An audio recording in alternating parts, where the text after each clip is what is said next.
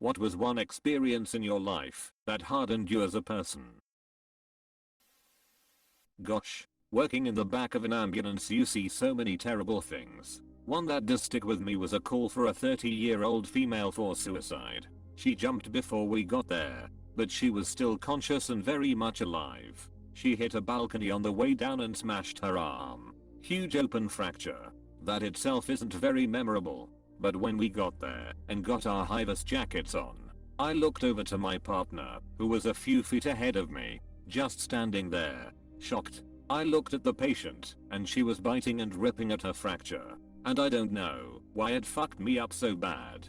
Just the notion that someone could be mentally unstable and deranged enough to shred and pull at her own flesh. It was something else. Edit, just for those who are asking. Yes, she did survive. She only ended up opening the wound more as she did not have the strength to move the bone at all. She also went unconscious on the way to the hospital. Reading all the other stories from first responders is actually helpful to see. I'm just an EMT and have only been one for 3 years. So knowing that other people have been able to get through similar things help a lot. Close bracket. Delivering ineffectual first aid to an 8-year-old girl who had been crushed against a store wall by a drunk/drugged up driver. Is it in poor taste to thank you for trying? Man. I'm so sorry. My mum telling me she wouldn't and couldn't ever love me because I'm too much like my dad was a kicker. Both my parents have said this to me. Can't stand to look at me because I remind them of each other. Well, sorry you fucked each other. When my girlfriend committed suicide, I hope you have found peace and continuously surround yourself in positive environments. Wish you the best.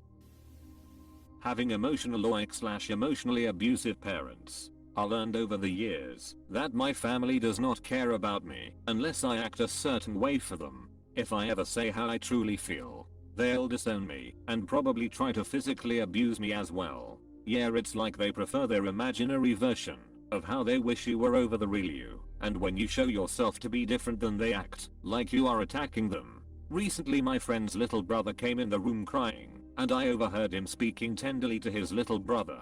He got his little brother a coffee and settled him down, and then returned to our conversation.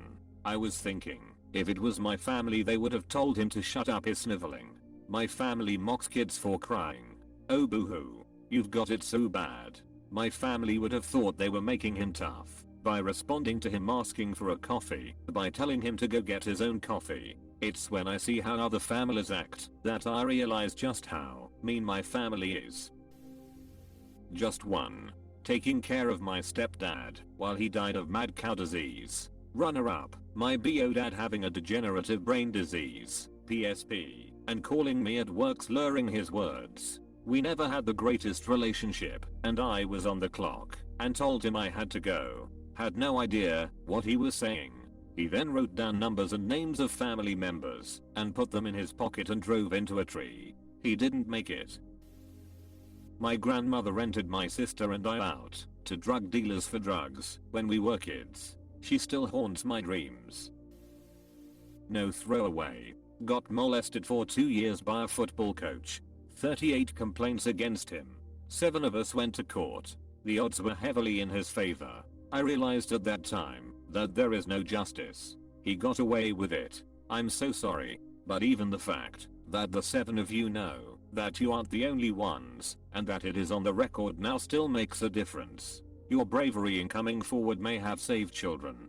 If any employer or parent ever Googles him and sees complaints and a court case. Being peppered with glass from a car bomb at age 10. It made me suspicious of any environment regardless of how safe it is. It's always funny when people say they know nothing will happen. We exist in a world when the unknowable can and will happen unexpectedly at any moment without any immediate explanation. Prepare for the things you reasonably can and be ready to adapt to the things out of your control. My father died suddenly my senior year of high school. Same. Prison is rough. Not the worst experience of my life, but it definitely changed me. Getting diagnosed in with manuscript. Thought I would be young and invincible forever. My dad was diagnosed when I was either in preschool or kindergarten, and he wasn't yet 30. He's now 56 and uses a walker. I can't help but think he's too damn young to be using a walker. I will say, though, that the progression of his manuscript has really accelerated in the last 7 years. Before that he really didn't have difficulty walking, and the numbness was concentrated in his arms and hands. He described good days as always feeling like he had gloves on. Treatments have come a long way. My dad has had manuscript at this point for most of his life, and he's still here. You can do this. Probably Ken. I was in 6th grade and my abusive mother had cancer. She went to the hospital for almost 3 weeks and left me in charge of cleaning the house and taking care of our 3 pets. It was really difficult taking care of the house when I had a lot of schoolwork. I was being bullied constantly and was suffering from severe depression. But I worked really hard and made sure the entire house was clean and dusted, and I always fed the pets and cleaned the litter box. When she got home, the first thing she did was look around the entrance and say, "You didn't clean ass." I remember being so hurt and offended that I just snapped and told her I did. I worked really hard and it hurt that she would say that to me. Again, please remember I was 12 and doing it all on my own. She flipped her switch and came at me screaming at the tip of her lungs. She grabbed a fistful of my hair and forced me to look at her while she screamed, and she shoved my face close to the floor and said, "Look how disgusting Thea Flor is. You didn't clean AF thing while I was at the F hospital. I'm sick, and you don't give AS, you lazy ingrate." I remember her letting me go and my dad just standing there like a pathetic bastard and telling me to go to my room. I remember I stopped crying almost immediately. Something turned off on my brain and I went upstairs and beat the S out of myself for an hour. I scratched my arms until they bled, and I slammed my head against the bedpost until I had a headache and was dizzy. After that I swore I would never see her as a mother again, and I swore that I could never fully rely on her or my father for support. I remember that day a lot, and sometimes it makes me cry, but oftentimes it hardens my resolve and reminds me that no matter how she treats me, she was never and will never be a mother, and if I can't rely on her, I can't rely on anybody. Gestures vaguely in the direction of the Marine Corps. Getting cheated on when our son was a newborn and I was going through a cancer scare. Then husband killed himself when I found out. I will never trust or love with my whole heart again. The volume of pain he inflicted was just too much. Wow, that is horrible. I hope you have a strong support network.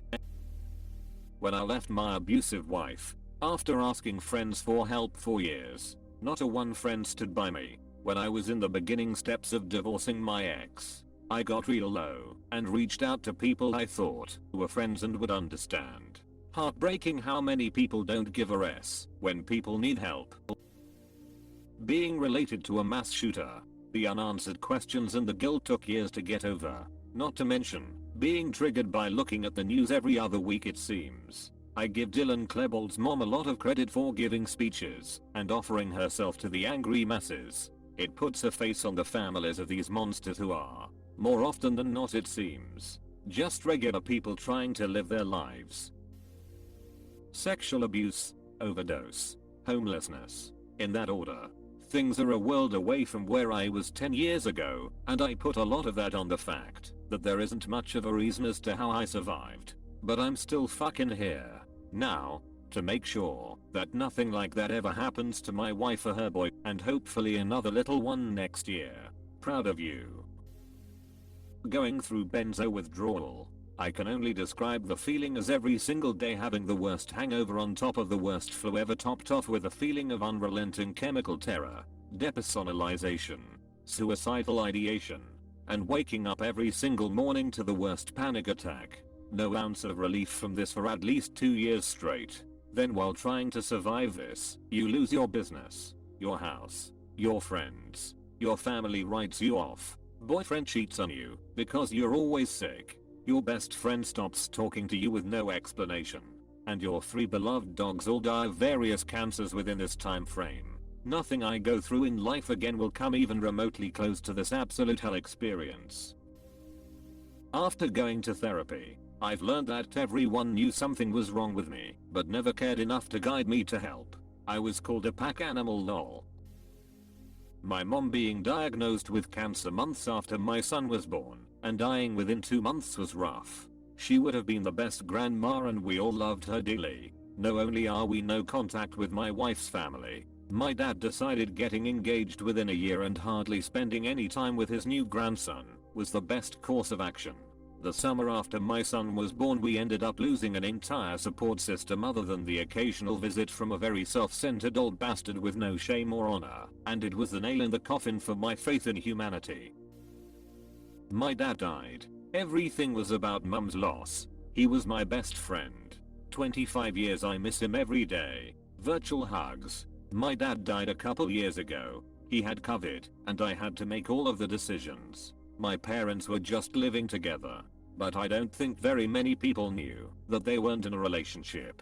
People would always call to see how my mom was doing, but never asked how I was doing, so I would mention that you do realize that I'm losing my father. Then the conversation got really awkward. What the hell, people? When I was 14, I was walking down our busy road alone in my neighborhood in Albuquerque. I had just had shoulder surgery. My arm was in a sling. A man in a Jeep drove by, then whipped his car around and stopped his car next to me on the side of the road. He screamed at me to get in the car. When I refused, he got out and tried to grab at me. I was not super agile because of my recent surgery, but I managed to dodge away from him for a good minute. At least 20 cars drove by during that and no one stopped to help me. He soon drove away. I will never forget the callousness of those drivers. I'm sure they saw what was happening and they chose to look the other way and keep driving. That day, I realized that I can't rely on most people, at least strangers, to help me in my time of need. Unfortunately my username checks out. Sorry, man. I hope you can find some peace amid the sorrow.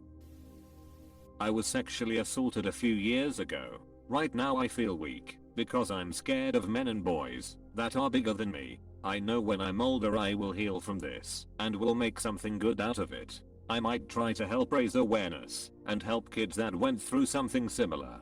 Right now I'm trying to focus more on my safety, but I'm going to start trying to work on my fears when I feel ready, and show people that I can be strong too. I'm still trying to process and understand, but I'm working on it.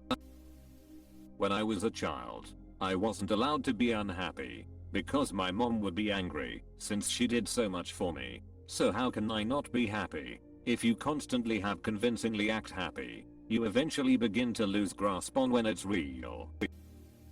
My girlfriend kicked me out when she was 3 months pregnant because I didn't make enough money, and told me I'd never see our son. 13 years later, I'm a very involved dad who fought like a bastard for shared custody, and don't regret a thing. My dad fought for sole custody of me when I was a kid, and I'm so glad he did. My dad got custody of me, and the egg donor got custody of my older brother. His life is a wreck, and I'm doing okay. You can definitely see the effect parents have on their kids.